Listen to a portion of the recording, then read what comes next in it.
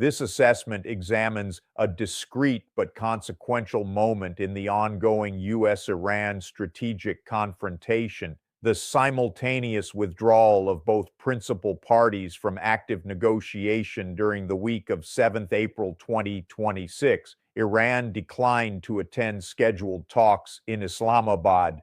The United States Congress adjourned until 14th April. The analysis argues that this bilateral disengagement constitutes a structural inflection point of greater long-term significance than the kinetic and sanctions-based measures that preceded it. The primary analytical concern is not the ceasefire itself, but the conditions under which the negotiating baseline was reconstituted around a framework, Iran's publicly circulated 10-point proposal, that would not have survived United Nations Security Council deliberation as recently as 2023. The Iranian negotiating framework, strategic construction, and asymmetric leverage.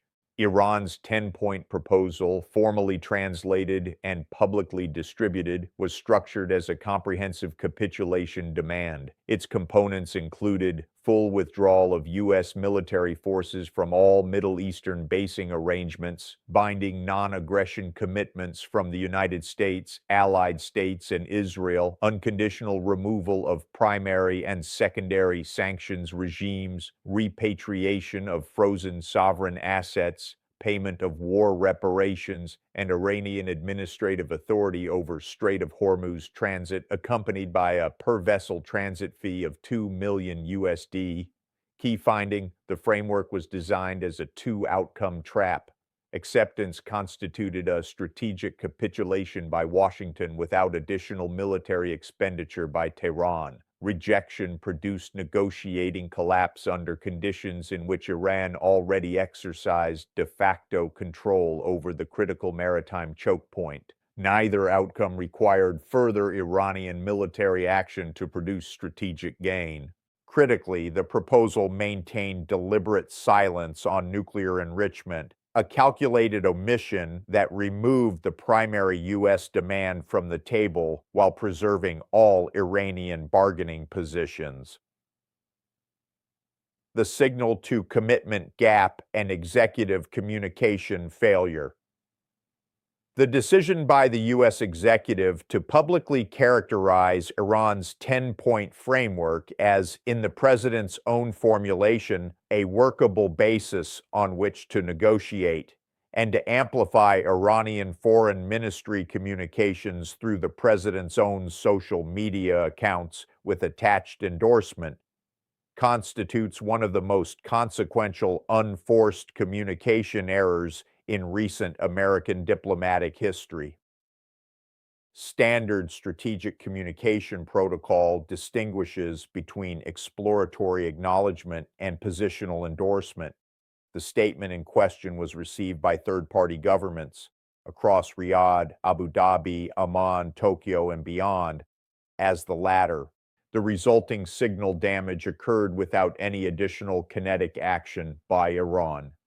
Signal divergence. Concurrent reporting from within the executive branch indicates that private assessments held by senior officials, including doubts that Iran would voluntarily relinquish Strait control and that the waterway would reopen in the near term, were materially inconsistent with public statements. In geopolitical signaling theory, this divergence between declared and private positions is itself legible to adversaries and constitutes a vulnerability independent of either position's content. Mediator, selection, and structural misalignment. The designation of Pakistan as the mediating party introduced a series of structural complications that were underappreciated at the time of selection. Pakistan's defense minister publicly stated during the negotiating period that Israeli military restraint was a precondition for the ceasefire's viability, thereby publicly identifying Washington's closest regional ally as the primary obstacle to resolution.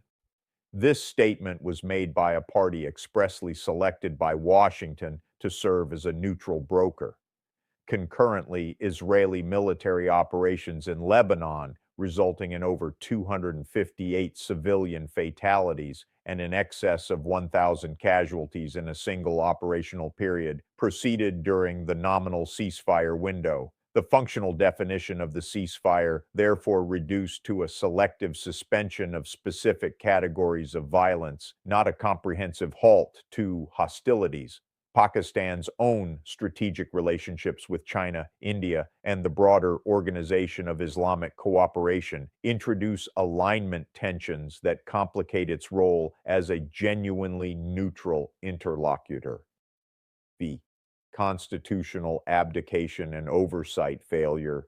Article 1, Section 8 of the United States Constitution vests the power to declare war in the legislative branch.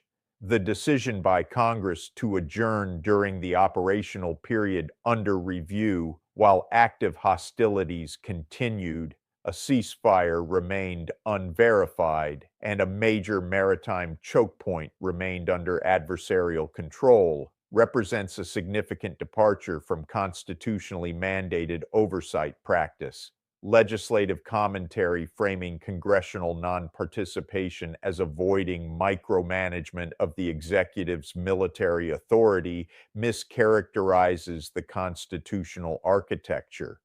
The oversight function was designed not to manage tactical decisions, but to provide the error correction mechanism that unchecked executive authority structurally lacks.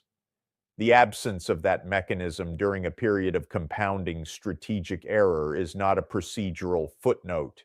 It is a causal variable in the outcome. Systemic risk erosion of the U.S. security guarantee architecture.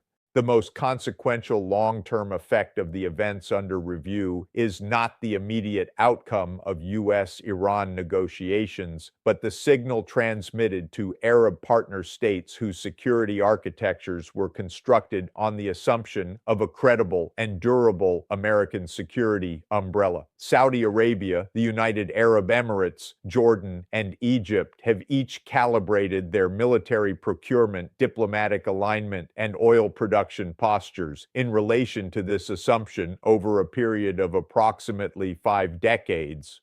Structural concern: these governments are now observing a ceasefire framework in which Iran obtained implicit control of the Strait of Hormuz, b. an American president publicly endorsing terms that include the removal of all U.S. military forces from the region, and c. a negotiating baseline that has shifted to a document Washington would have vetoed at the UN Security Council as recently as 2023. The question circulating in these capitals, whether the American security guarantee retains operational meaning, is precisely the question that, if answered negatively across sufficient partners simultaneously, triggers the regional arms race dynamic. Proxy conflicts hardening into direct state confrontations, the dissolution of Abraham Accords normalization tracks, and a return to pre-1973 unilateral security calculations are the foreseeable downstream risks of a sustained erosion of guarantee credibility. Historical characterization. The events of April 2026 may be characterized, with appropriate scholarly caution, as the first documented instance in American strategic history of a president initiating armed conflict and sustaining strategic defeat through diplomatic and communicative failure alone in the absence of conventional battlefield loss. U.S. hardware assets, carrier strike groups, forward basing, precision munitions remained operationally intact. The defeat was positional. Iran controls the choke point. Iranian terms anchor the negotiating baseline, and the international community is consulting Tehran rather than Washington to interpret the outcome. Imperial strategic decline, as the historiographic literature consistently demonstrates, rarely arrives through singular military catastrophe. It accumulates through the growing distance between declared capacity and demonstrated will, between public confidence and private doubt, between constitutional obligation and convenient absence. 7. Policy recommendations. Recommendation 01, Abraham Accords, Air Defense Integration, formalize an integrated air and missile defense architecture connecting Gulf Cooperation Council states and Israel, creating interlocking deterrence capacity that reduces single-point dependence on U.S. forward presence. Recommendation 02, India Middle East Economic Corridor Acceleration, prioritize port and pipeline infrastructure connecting the Gulf to European markets, bypassing the Strait of Hormuz and structurally reducing the strategic leverage value of that choke point over the medium term. Recommendation 03, NATO-Abraham Accords, Convergence. Develop a formal deterrence arc from the Eastern Mediterranean through the Gulf, providing structural counterweight to Russian pressure from the north and Iranian pressure from the south within a single allied framework.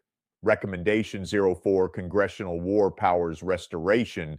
Enact a War Powers resolution requiring a two-thirds Senate supermajority for any agreement trading U.S. military basing rights for adversarial restraint commitments, reestablishing legislative primacy in restructuring global security arrangements. The historiographic record of the week of 7th April 2026 will center not on the missiles, the sanctions, or the ceasefire instrument itself, but on the bilateral and simultaneous withdrawal from negotiation by the two principal parties in the most consequential geopolitical standoff since the Cold War, the transition in the effective locus of strategic authority in the Persian Gulf did not require a decisive military engagement. It required a social media post, a congressional adjournment, and an empty negotiating room in Islamabad. The costs of that absence are still accumulating.